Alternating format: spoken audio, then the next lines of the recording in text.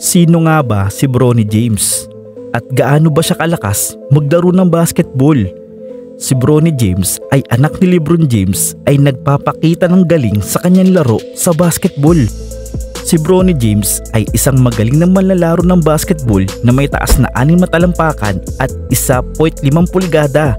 Bagaman hindi siya gaanong mataas kumpara sa ibang manlalaro, may iba pang katangian siya na nagpapakita ng kanyang kalakasan sa loob ng court. Mga katangian ni Bronny James sa loob ng court. Una, mabuting depensa. Si Bronny James ay kilala sa kanyang mabuting depensa na nagpapakita ng kanyang kakayahan na ma-intercept ng pasa at ma-block ang mga shoot.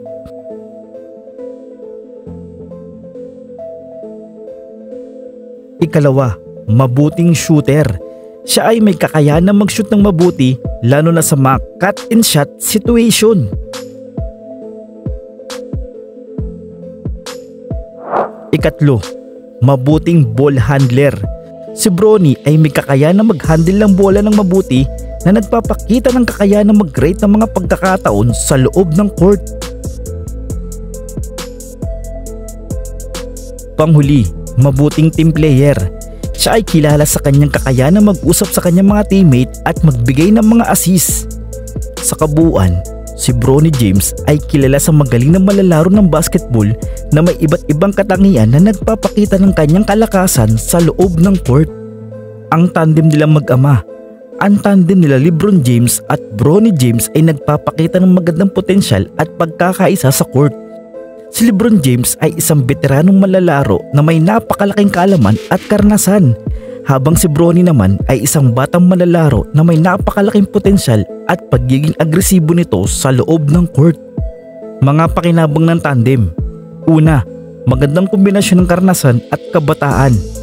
Pangalawa, pagkakaisa sa court na nagpapatlo. Magandang paghahati ng mga responsibilidad kung saan si LeBron James ay nagbibigay gabay kay Bronny at si Bronny naman ay nagpapakita ng kanyang kakayahan. Panghuli, pagkakaroon ng magandang depensa at opensa sa loob ng court.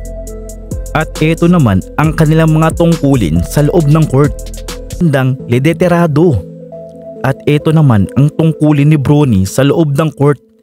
Una, nagpapakita ng kanyang kakayahan at potensyal. Pangalawa, nagbibigay ng bagong enerhiya at pagiging agresibo.